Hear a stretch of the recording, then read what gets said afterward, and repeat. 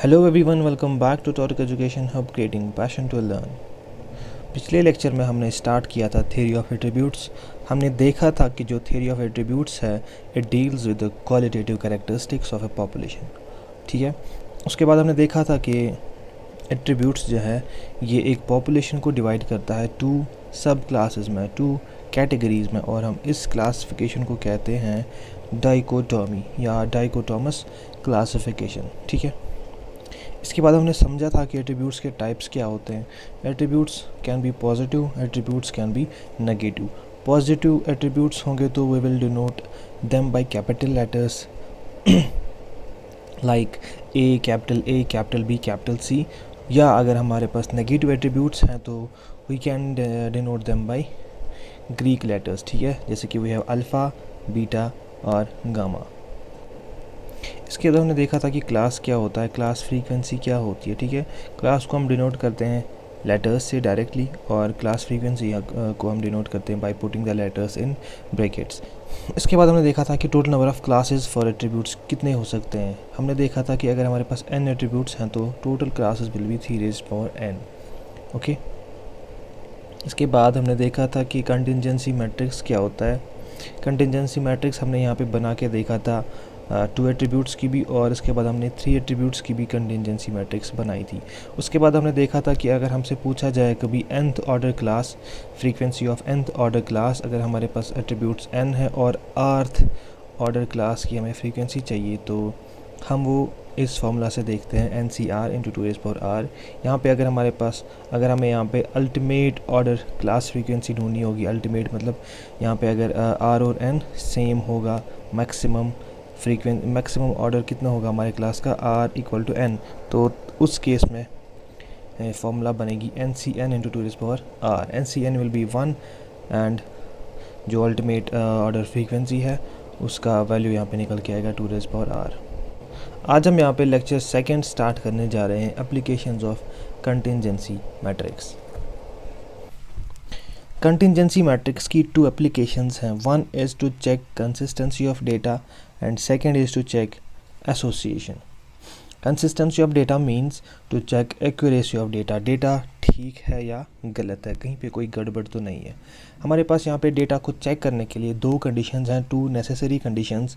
One is that no class frequency should be negative and no class frequency can be greater than n is the total population. ठीक है, इसका मतलब क्या है, एक question करके देखते हैं। We have a question on the screen. यहाँ पे मैं कंटिंजेंसी मैट्रिक्स ड्रॉ करता हूँ। हमारे पास यहाँ पे एट्रीब्यूट्स होता है, यहाँ पे a and alpha and then total, side से we have b, beta and total. ठीक है, ओके, यहाँ पे फर्स्ट बॉक्स में we have A B, second box में वी हैव ए बीटा, यहाँ पे अल्फ़ा बी एंड यहाँ पे अल्फ़ा बीटा। ए बी का वैल्यू हमें दिया गया है 150, ए का वैल्यू, ए कहाँ पे होता है, नीचे, ए का वैल्यू दिया गया है 300 और बी का वैल्यू दिया गया है 200 एंड एन का वैल्यू दिया गया है 400। चलिए बाकी वैल्यूज़ निकालने की कोशिश करते हैं। यहाँ पे अगर b 200 है तो बीटा कितना होगा, बीटा विल ऑल्सो बी 200। क्यों? क्योंकि टोटल n इज़ 400। यहाँ पे अगर a 300 है तो अल्फ़ा b हमें यहाँ पे निकल सकता है 400 माइनस 300, इट विल बी 100। ठीक है, इसके बाद अगर हम ए बी का वैल्यू देखें, A B is equal to 150 and B is equal to 200, तो हमें यहाँ पे अल्फ़ा और बी का वैल्यू निकल सकता है 200 माइनस 150 विच इज़ 50। ऐसे ही अगर अल्फ़ा बी मुझे 50 आया तो अल्फ़ा बीटा भी कितना होना चाहिए फिर 50। और ऐसे ही अगर मैं देखूँ ए बीटा विल बी 150। ठीक है, यहाँ पे हमारी कंटिंजेंसी मैट्रिक्स कंप्लीट हो चुकी है। और अगर मैं देखूँ यहाँ पे कोई भी वैल्यू नेगेटिव नहीं आ रहा है मुझे। ठीक है, कोई भी वैल्यू नेगेटिव नहीं आ रहा है, तो मतलब जो पहली कंडीशन थी no class frequency should be negative, वो यहाँ पे फुलफ़िल हो रही है। इसके बाद जो सेकंड कंडीशन थी no class frequency can be greater than n, आप देख सकते हैं n यहाँ पे 400 है और कोई भी क्लास फ्रीक्वेंसी 400 से ज़्यादा यहाँ पे हमें नहीं आ रही है। तो हम कह सकते हैं इस केस में कि डेटा इज़ कंसिस्टेंट और डेटा इज़ एक्यूरेट और डेटा इज़ करेक्ट। ठीक है, चलिए नेक्स्ट क्वेश्चन देखते हैं। Next question is a is equal to 200, b is equal to 100, alpha b is equal to 120 and n is equal to 250। इस question को हम यहाँ पे सॉल्व करने की कोशिश करते हैं। देखिए सॉल्यूशन, कंटिजेंसी मैट्रिक्स पहले बनाते हैं।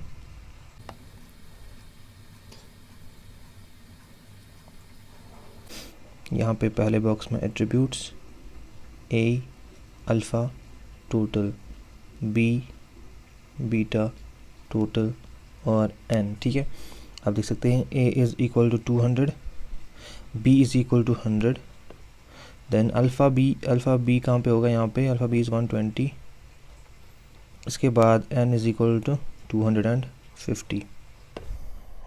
आप यहाँ पे देख सकते हैं कि अगर अल्फ़ा b 120 है तो a b होना चाहिए मुझे -20, तब जाके इनका एडिशन 100 आएगा। ऐसे ही अगर यहाँ पे a b -20 है तो a बीटा होना चाहिए 220, तब जाके इनका एडिशन 200 आएगा। ओके, तो यहाँ से हम देख सकते हैं अगर b मुझे यहाँ पे 100 है तो बीटा आना चाहिए मुझे 150, तब जाके एडिशन 250 होगा। ऐसे ही हम बॉटम वाली रो में भी देख सकते हैं कि अगर मुझे a 200 है तो अल्फ़ा होना चाहिए 50, तब जाके मुझे n जो है 250 आ जाएगा। ऐसे ही आप देख सकते हैं ऊपर भी 120 प्लस क्या मैं करूँ कि 50 मुझे मिल जाए, मैं 120 को ऐड करूँगा -70। ऐसे आप यहाँ से भी देख सकते हैं कि 220 माइनस 70 इज़ इक्वल टू 150। ठीक है, अगर मैं इस कंटिजेंसी मैट्रिक्स को देखूँ, यहाँ पे दो वैल्यूज़ मुझे नेगेटिव आ रहे हैं। आप देख सकते हैं यहाँ पे दो वैल्यूज़ मुझे, ये वाला वैल्यू और ये वाला वैल्यू यहाँ पे नेगेटिव आ रहा है। तो मैं कह सकता हूँ कि जो मेरी पहली कंडीशन थी वो फेल हो गई है। तो आई विल से कि the data is inconsistent. Okay, I hope कि आप सबको समझ आ रहा होगा। इसके बाद हम जो दूसरी एप्लीकेशंस थी कंटिजेंसी मैट्रिक्स की, वो यहाँ पे देखने जा रहे हैं to check association. What is association? Association मतलब जो आपके एट्रीब्यूट्स हैं उनके आपस में क्या रिलेशंस हैं, क्या वो एक दूसरे पे डिपेंडेंट हैं या इंडिपेंडेंट हैं।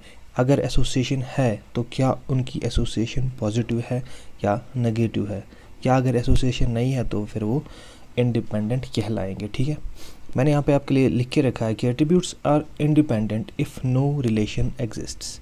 For example we have gender and employment. मैं अगर कहता हूँ कि मेरे पास दो एट्रीब्यूट्स हैं, one is gender one is employment, क्या इनके आपस में कोई रिलेशंस हैं? No, never. अगर जेंडर मेल है तो does employment depend on gender? नहीं, चाहे वो मेल हो फीमेल हो, employment does not depend on these things. ठीक है, इसके बाद आप देख सकते हैं कि attributes are positively associated if on changing one attribute the next changes proportionally. For example दो एट्रीब्यूट्स की बात हम यहाँ पे कर रहे हैं, one is 40 and one is unemployment. अगर मैं कहूँ कि किसी इलाके में अनएम्प्लॉयमेंट बढ़ रही है तो इट विल डायरेक्टली मीन कि पुअर्टी भी बढ़ रही होगी, है ना। यहाँ पे अगर मैं कहूँ कि एम्प्लॉयमेंट बढ़ रही है तो डज इट मीन कोई जेंडर बढ़ रहा है, मेल्स बढ़ रहे हैं फीमेल्स बढ़ रहे हैं? No.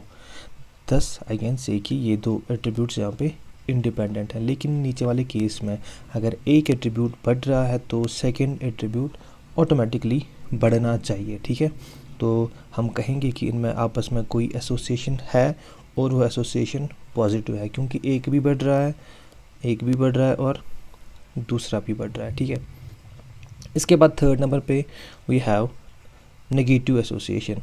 Attributes are negatively associated if on changing one attribute the other changes inversely. मतलब वो दो एट्रीब्यूट्स जहाँ पे अगर एक बढ़ रहा है तो दूसरा कम हो रहा होगा। जैसे कि अगर मैं कहूँ कि एजुकेशन किसी इलाके में बढ़ रही है तो इट विल ऑटोमेटिकली मीन कि इग्नोरेंस उस इलाके में कम हो रही है, जहिल तति कम गसान। ठीक है, चलिए आई होप कि आपको ये तीनों समझ आ गए होंगे। अब इसमें एक चीज़ है कि how will we calculate the association, हम एसोसिएशन कैसे देखें। आपको दो एट्रीब्यूट्स दिए होंगे तो आपको कैसे समझ आए इनमें क्या एसोसिएशन है। ठीक है, इस एसोसिएशन को ढूंढने के लिए हमारे पास यहाँ पे तीन मेथड्स हैं। सबसे पहला method is proportion method. Proportion method यहाँ पे कहता है कि अगर आपको दो एट्रीब्यूट्स हैं ए और बी, ठीक है, तो उनकी एसोसिएशन ढूंढने के लिए आप कंटिजेंसी मैट्रिक्स के वैल्यूज़ निकाल के लाइए ए बी बाई बी। अगर आपको इक्वल आता है ए बीटा बाई बीटा, देन आप कह सकते हैं कि द एट्रीब्यूट्स आर इंडिपेंडेंट। ठीक है, इनके आपस में कोई रिलेशंस नहीं है। अब सेकंड, अगर आपको A B by B greater आ रहा है ए बीटा बाई बीटा के, तो आप कहेंगे कि greater means positive, thus positively associated. ठीक है,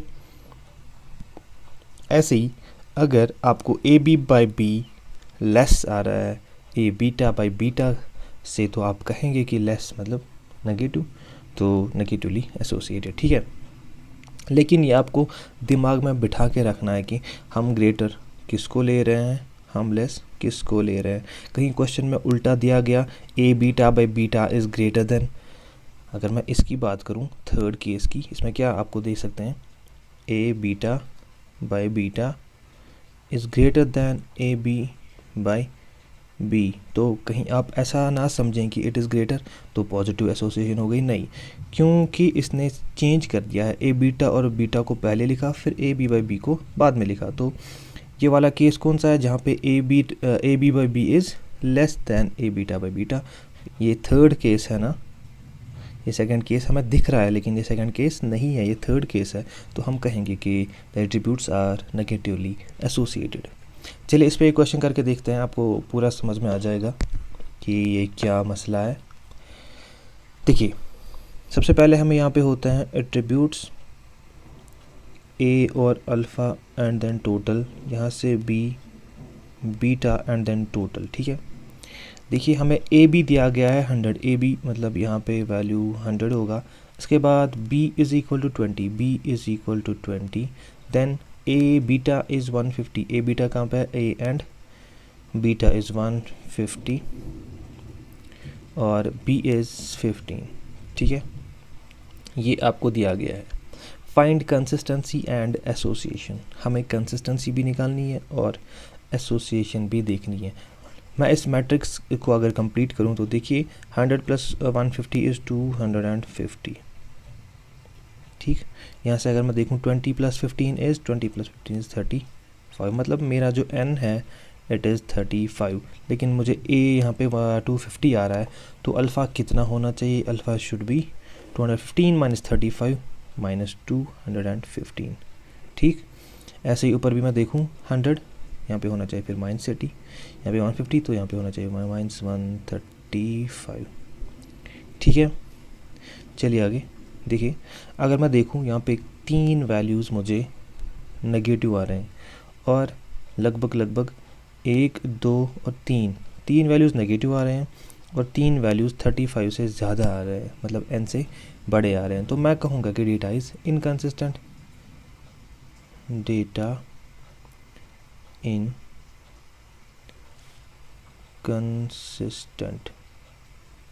ठीक है, डेटा जो है ये बिल्कुल गलत है। अब अगर मुझे फिर भी एसोसिएशन ढूंढनी पड़ी तो कैसे ढूंढेंगे, हमने अभी देखा कि हमें पहले निकालना है value A B by B का।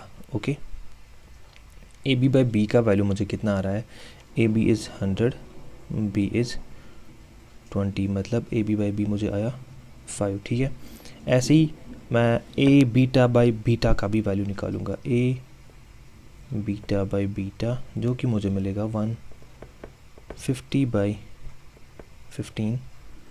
ठीक है, 150 बाई 15, 15 1 15, 10 जा मतलब ए बीटा बाई बीटा मुझे आया यहाँ पे 10। इट मीन्स कि A B by B is less than A beta by beta. तो मतलब एक तो डेटा मुझे इनकंसिस्टेंट है और जो एट्रीब्यूट्स हैं वो आपस में क्या है, नेगेटिवली एसोसिएटेड। क्यों? क्योंकि A B by B is less than, less मतलब नेगेटिवली एसोसिएटेड। ठीक है, चलिए आगे। इसके बाद second method is comparison method. Comparison method में हम यहाँ पे ए बी की फ्रीक्वेंसी देखते हैं और ये हमें अगर equal to I A multiplied by B divide by N के, तो हम बोलेंगे कि तो जो एट्रीब्यूट्स हैं दीज आर इंडिपेंडेंट। ऐसे ही अगर ग्रेटर आई तो पॉजिटिवली एसोसिएटेड और अगर लेस देन आई तो नेगेटिवली एसोसिएटेड। ठीक है, देखिए क्वेश्चन की मदद से हम समझते हैं क्या कह रहा है। n is equal to 200, question says कि n इज़ इक्वल टू 200। चलिए n मैंने यहाँ पे 200 लिख दिया। इसके बाद a is equal to 40, a is equal to 40 यहाँ पे, ओके। उसके बाद b is equal to 50, b equal to 50 यहाँ पे, a b equal to 15, a b 15 यहाँ पे। हम एट्रीब्यूट्स यहाँ पे लिखते हैं, a यहाँ पे, अल्फ़ा यहाँ पे, एंड देन टोटल यहाँ पे भी ऐसे ही यहाँ से भी ऐसे ही b बीटा देन टोटल। ठीक है, देखिए अगर a b 15 है तो अल्फ़ा b कितना होना चाहिए? अगर a b 15 है तो अल्फ़ा b शुड बी 35। अगर a b 15 है तो a बीटा शुड बी 25। ठीक है ना, ताकि इनका टोटल 40 आ जाए। ऐसे ही अगर यहाँ पे 50 है तो यहाँ पे होना चाहिए मुझे 150। अब अगर ये 150 है तो यहाँ पे होना चाहिए 125। ठीक है, ऐसे ही अगर ये 200 है तो यहाँ पे होना चाहिए 160। चेक भी कर सकते हैं, 120 प्लस 35 इज़ 160। ओके, अब आप देखिए मुझे क्या क्या वैल्यूज़ चाहिए। हालांकि मुझे वैल्यूज़ वहीं से दिए गए थे जो मुझे चाहिए, लेकिन हमें जो ये कंसिस्टेंसी ढूंढनी है इसके लिए मुझे कंटिजेंसी मैट्रिक्स बनानी पड़ी। अब देखिए सारे वैल्यूज़ पॉजिटिव हैं और कोई भी n से बड़ा नहीं है, मतलब डेटा इज़ कंसिस्टेंट।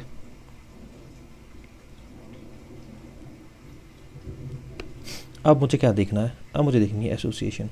एसोसिएशन के लिए मैं या तो कंपैरिजन मेथड यूज़ करूं या तो पहला वाला प्रोपोर्शन मेथड यूज़ करूं। ठीक है, कंपैरिजन मेथड पढ़ रहे हैं तो वही वाला यूज़ करेंगे।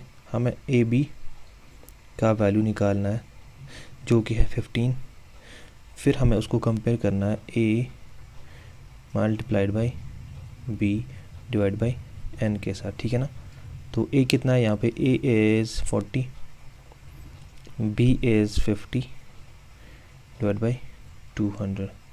40 इंटू 50 इज़ 4 5 20, 2000। या तो ऐसे देख सकते हैं, 00 कट, 2 1 2 2 2 5 10 हमें यहाँ पे वैल्यू आया।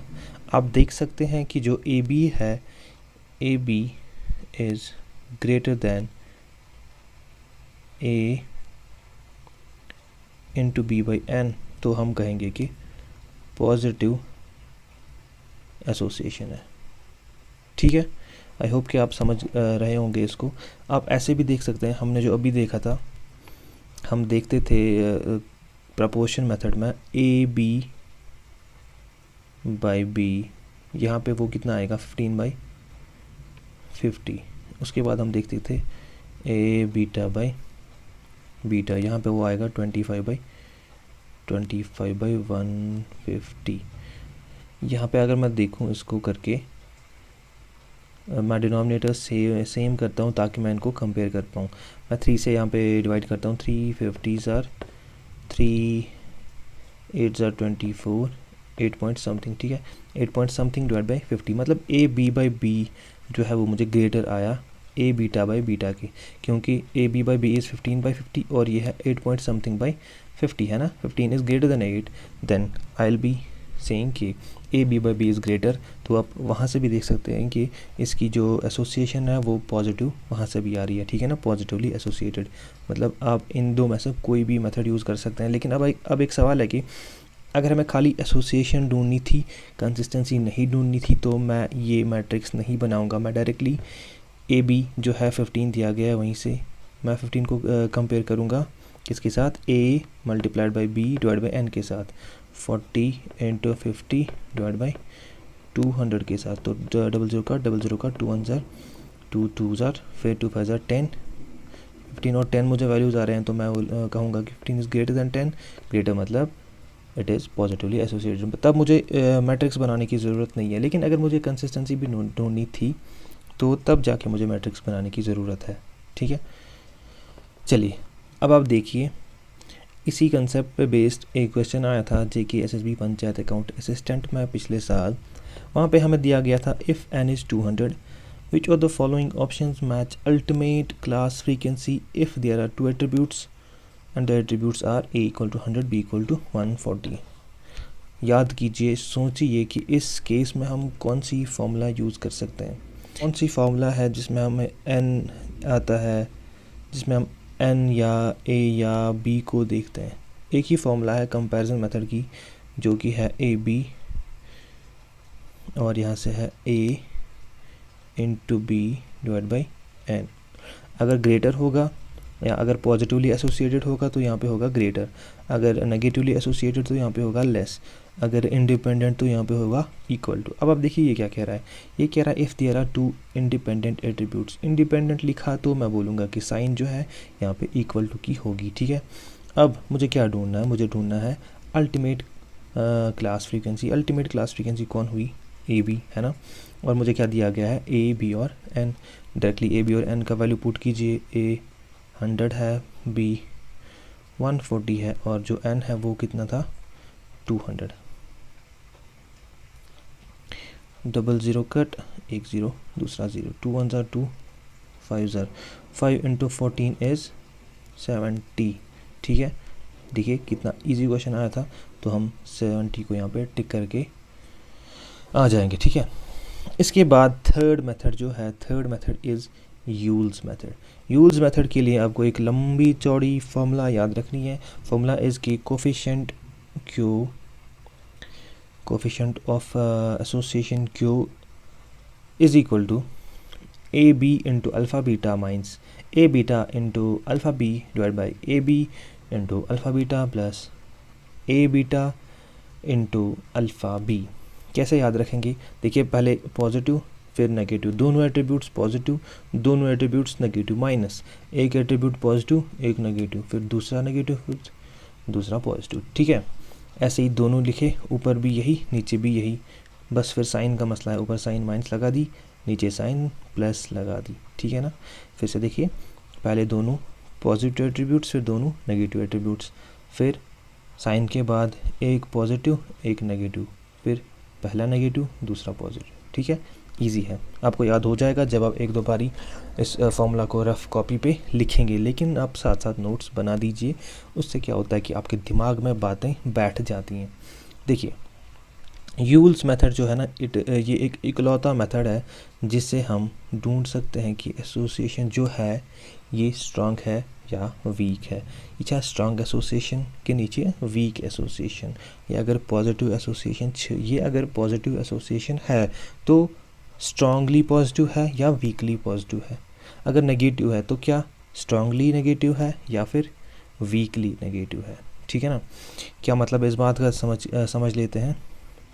अब जब क्यू का वैल्यू यहाँ पे निकालेंगे, क्यू ए बी का, क्यू मतलब association, coefficient of association between A and B, अगर आप इसका वैल्यू निकालेंगे तो अगर आपको ये वैल्यू सारे पुट करने के बाद अगर आपका वैल्यू ज़ीरो आया, क्यों अगर आपको ज़ीरो आया तो हम कहेंगे कि क्यों ज़ीरो मीन्स इंडिपेंडेंट। हम कहेंगे कि ये जो दो एट्रीब्यूट्स हैं तो ये आपस में क्या है, इंडिपेंडेंट। अगर आपको 0 to 1 कुछ भी वैल्यू आया, 0 to 1 कुछ भी वैल्यू आया तो हम कहेंगे कि इट इज़ पॉजिटिवली एसोसिएटेड। और अगर 0 to -1 कुछ भी वैल्यू आया तो हम कहेंगे कि the attributes are negatively associated. अब मसला है वीक है कि स्ट्रॉन्ग। अगर पॉजिटिव में आपको 0 to 0.5 आया वैल्यू तो वीकली पॉजिटिव एसोसिएटेड है ना, वीक पॉजिटिवली एसोसिएटेड। और अगर 0.5 से ज़्यादा आया 1 तक हम कहेंगे स्ट्रॉन्ग पॉजिटिवली एसोसिएटेड। ऐसे ही अगर 0 to -0.5 आया तो weak negatively associated, weakly negatively associated. ऐसे ही अगर 0.5 to -1 आया -0.5 to -1, तो हम कहेंगे कि स्ट्रांगली नेगेटिवली एसोसिएटेड। ठीक है, आई होप आपको समझ आ रहा होगा। अब हम एक क्वेश्चन देखते हैं। देखिए यहाँ पे क्या दिया गया है, A B is 60, alpha beta is 20, A beta is 80, alpha beta is 30, find the association. हम क्या कौन सी फार्मूला यूज़ करें, use Q is equal to A B into alpha beta minus A beta into alpha B. ठीक है, यही exact same भी लिखना है, लेकिन बस साइन चेंज होगी।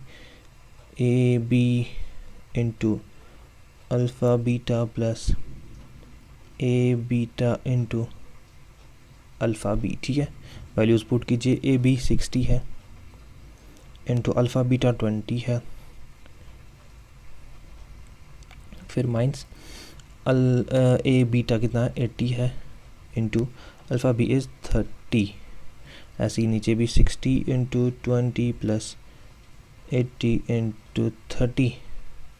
ठीक है ना, देखिए 60 इंटू 20 कितना हो गया, 00, 2 6 12, 1200 माइनस यहाँ से भी 2 0, 8 3 24 डिवाइडेड बाई 1200 प्लस 2400। ठीक है ना, विच इज़ इक्वल टू 1200 में से माइनस किए हमने 2400, तो माइनस का 1200 डिवाइड बाई 3600, 00 कट 00 कट 1/3 आया हमें। ठीक है, विच इज़ इक्वल टू -1/3।